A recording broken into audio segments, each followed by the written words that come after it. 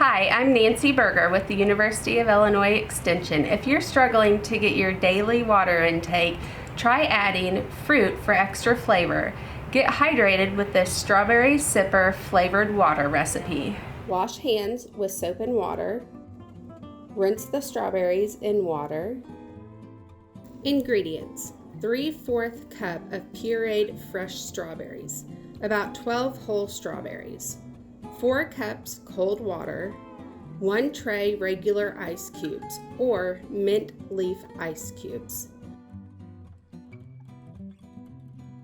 Combine strawberry puree and water into a pitcher. Add ice cubes and stir. Serve immediately.